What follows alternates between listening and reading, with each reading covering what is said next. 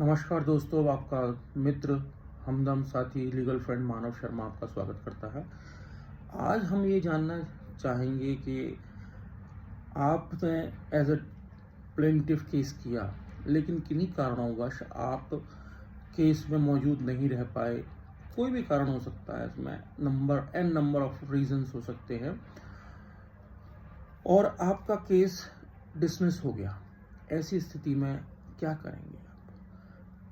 तो ऐसी स्थिति में हम ऑर्डर नंबर 9 के रूल नंबर 9 की शरण में जाएंगे, सीपीसी के। यहां पर यह कहता है कि decree against plaintiff by defendant bars fresh suit.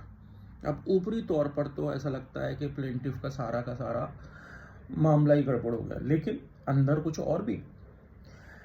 Point number 1 इसका ये कहता है, where a suit is wholly और partly dismiss under rule 8, the plaintiff shall be precluded from bringing a fresh suit in respect of the same cause of action, but he may apply for an order to set aside as if he satisfies the court that there was sufficient cause for his non-appearance when the suit was called on for hearing. The court shall make an order setting aside the dismissal upon such terms as to cost or otherwise as it thinks fit and shall appoint a day for proceedings with the suit.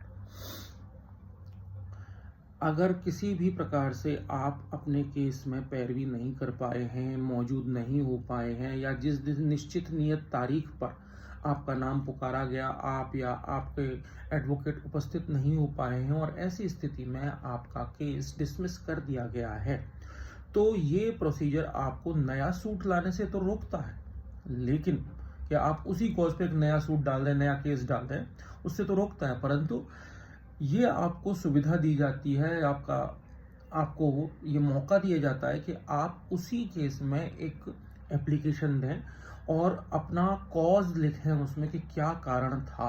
वो cause बहुत ही मजबूत होना चाहिए कि court के सामने ये प्रस्तुत करने के लिए कि ये हुजूर ये कारण था, या मिलॉर्ड ये कारण, मजबूत कारण था जिसकी वजह से मैं नहीं आ पाया।